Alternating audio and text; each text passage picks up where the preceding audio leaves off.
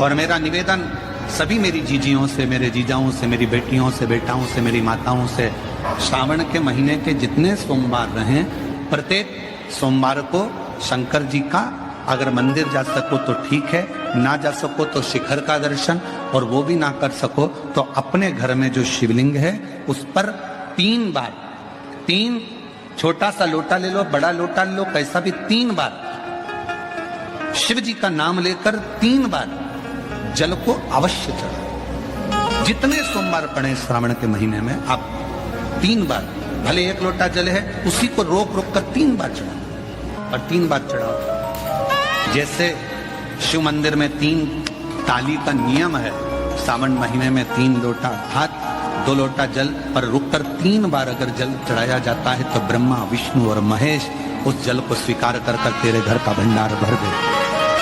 3 बार सावन के महीने में किसी भी एक सोमवार को अगर व्यापार नहीं चल रहा है, नौकरी नहीं मिल रही है, तो कोई तकलीफ आ रही है, तो कोई कष्ट आ रहा है, कोई रोग बढ़ रहा है, डॉक्टर से ऐसा लग रहा है कि ये बड़ी बीमारी बताने वाला है, शरीर में कोई गांठ पड़ गई है और वो जांच के लिए गई है, तो बिल्कुल श्रावण के महीने में किसी भी एक सोमवार को गंगा जल लेकर जाइए शिव मंदिर में। शंकर जी के मंदिर में थोड़ा सा गंगा जल नंदी को समर्पित कर कर, थोड़ा अशोक सुंदरी को समर्पित कर कर, थोड़ा गणेश और कार्तिकेय को समर्पित कर कर, थोड़ा सा गंगा जल जया, विषहरा, शामरीबारी, दौतली और देव को समर्पित कर कर, थोड़ा सा गंगा जल शिवलिंग को समर्पित कर दो। उस गंगा जल को वापिस झेल कर लेकर आओ। 3 दिन तक लगातार उस गंगा जल को पीना प्रारंभ करो। उसके बाद जांच के लिए आप कहीं पर भी जाइए, बाबा कृपा जरूर करेगा, ये निश्चित था। श्री शिवाय नमस्तुभ्यं। एक और अच्छी बात है, बहुत ध्यान लगाकर सुनिएगा जरा। जितने आस्था चैनल पर सुन रहे हो, यूट्यूब पर सुन रहे हो, फेसबुक पर सुन रहे हो, या इस पंडाल में श्रवण कर रहे हो, बहुत सावधानी से ध्यान दीजिएगा।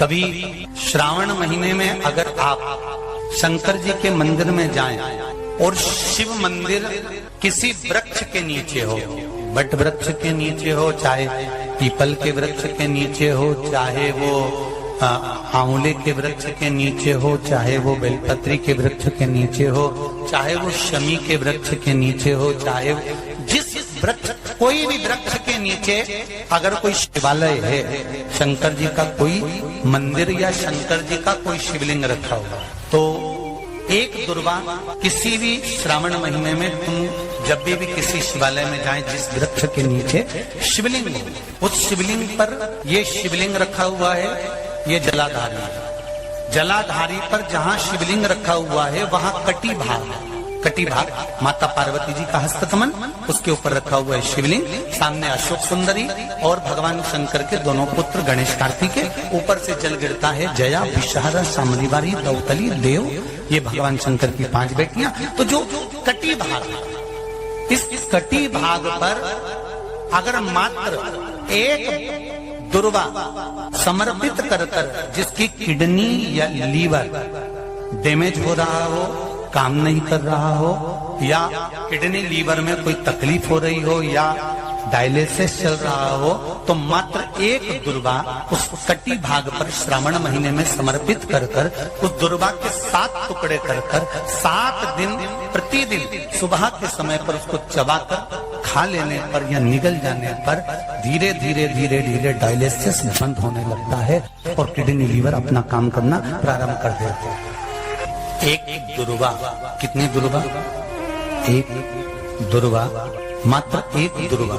शंकर भगवान पर चढ़े हुए जल जब नीचे की ओर आता है, जिस जगह पर जल गिरता है उस जगह पर मात्र एक दुर्वा अपनी कामना कर कर इस शरीर के सुख के लिए शंकर भगवान के जल गिरने वाले स्थान के पास में अवधूतेश्वर महादेव के नाम से रख दी जाती है, तो जिंदगी में कभी बड़ी बीमारी नहीं आती। उसी तरह इससे रोग को समाप्त करने के लिए दुर्वा का प्रयोग किया गया। आप लोगों ने पूर्व में जो शिव महापुराण की कथा कुबेरेश बाबा की धरा से करी थी, वो आप लोगों को ध्यान में होगा। दुर्वा कैसे उत्पन्न हुई थी, दुर्वा का महत्व क्या है, कितनी दुर्वा चढ़ाना चाहिए, कैसी दुर्वा चढ़ाना चाहिए, दुर्वा की उत्पत्ति कहाँ से हुई है, दुर्वा तोड़ने के बाद पानी में डालने के बाद फिर हरी हो जाती है, इसका क्या कारण है, दुर्वा गणेश जी को क्यों चढ़ाई जाती है, शंकर जी को दुर्वा किस स्थान पर चढ़ाई जाती है, ये सारी कथा आपको पूर्व में इसी कुबेरेश्वर बाबा के पावन धरा से सुना चुके हैं, जो टीवी पर डली हुई है। कभी आपने नहीं सुनी हो तो यूट्यूब पर से दुर्वा महापुराण की कथा आप निकाल कर उसको श्रवण कर सकते। उसमें वर्णन किया है कि इस दुर्वा का महत्व क्या है, दुर्वा का क्या। मात्र एक दुर्वा शिवलिंग पर चढ़े हुए जल जहां से नीचे की ओर गिरता है, उस जगह पर मात्र अपने शरीर की कामना करते हुए भगवान से रोग मुक्ति के लिए एक दुर्वा अगर समर्पित कर दी जाए तो कोई बड़ी बीमारी जिंदगी में आ ही नहीं सकती, ग्रहण ही नहीं पाती, मतलब ग्रसित नहीं कर सकती। कथा का विराम होने जा रहा है। श्रावण का पहला दिन, वैसे तो अभी आप गुरु पूर्णिमा की कथा सुनेंगे तो उसमें हम वर्णन करेंगे इस चीज का। श्रावण का पहला दिन और श्रावण का समापन का दिन, ये 2 दिन तुमरुका जी का नाम लेकर अशोक सुंदरी वाली जगह पर एक बेलपत्र अगर कोई समर्पित कर देता है तो उसके घर में वंश की कभी कमी नहीं आ सकती, उसके घर संतान जरूर होती है, पुत्र प्राप्त होता है, बेटी हो बेटा हो संतान अवश्य प्राप्त होता है, वंश बढ़ता है। एक बेलपत्र शिव को अपनी मनोकामना कर कर रोग धोग बीमारी तकलीफ कष्ट दूर करने के लिए शंकर के शिवलिंग पर अगर बन सके तो मंदिर में, आप लोग तो यहाँ हैं तो देवाधिदेव महादेव कंकर शंकर को चढ़ाओ, और अगर बेलपत्र नहीं हो तो बेलपत्र जो चढ़ी हुई हो उसी को धोकर वापिस चढ़ाओ। वापिस और सावन का महीना है, दिल से बाबा को रिझाओ।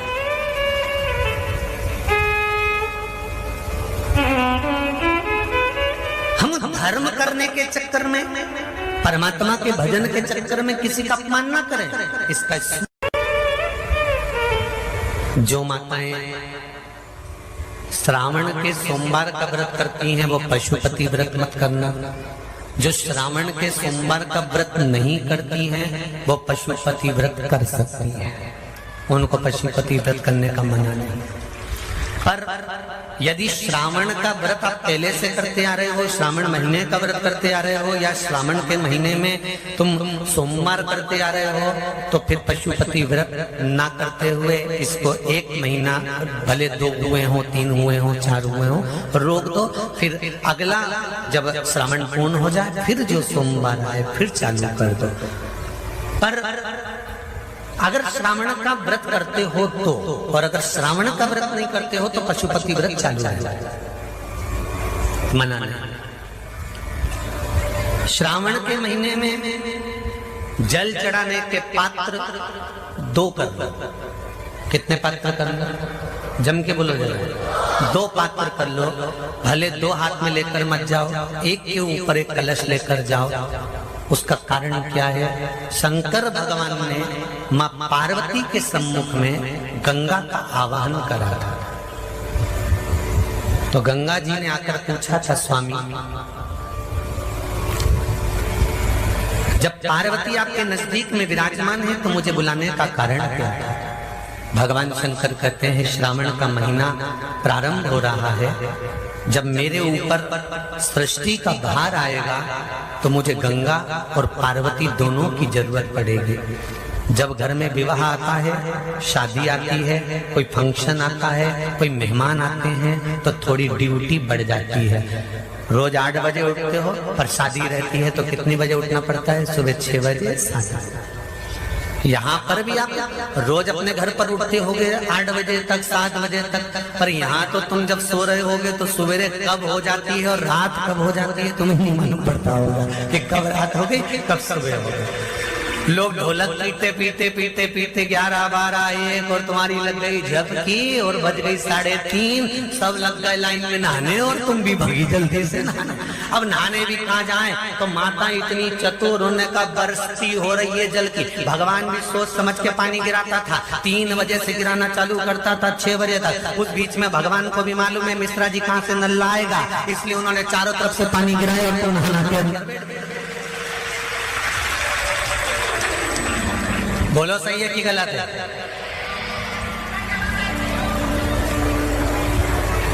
सब बाहर निकली धीरे से। इतनी चतुर राम जी, गजब की चतुर चतुर लोग आया है, गजब।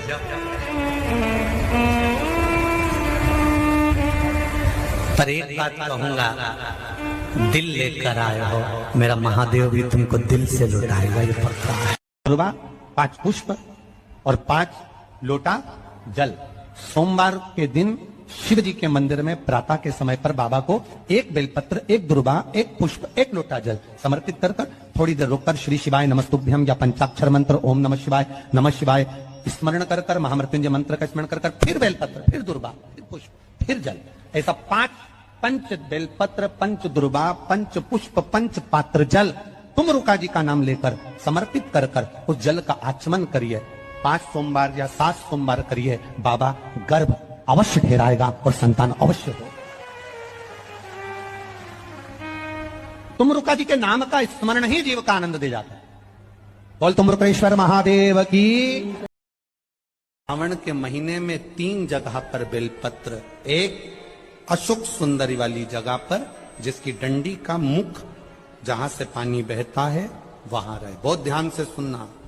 दूसरी बेलपत्र माता पार्वती जी का हस्त कमल जो जलाधारी है वहां, उसका डंडी का मुख अपनी ओर हो। तीसरी बेलपत्र शिवलिंग के ऊपर जिसका डंडी का मुख तुम जहां बैठे हो उससे ठीक विपरीत हो। अगर आप यहां बैठे हो तो डंडी का मुख उधर हो, आप यहां बैठे हो तो डंडी का मुख उधर हो, अपने विपरीत में डंडी का मुख हो। बेलपत्र चढ़ा देने के बाद 2 हाथ में जो तुम्हारे जल का पात्र है उसको बाबा को धीरे धीरे तीनों स्थान पर धार थोड़ी थोड़ी चढ़ाई है और फिर बाबा का आचमन कर आई है। कोई जिंदगी में बड़ी बीमारी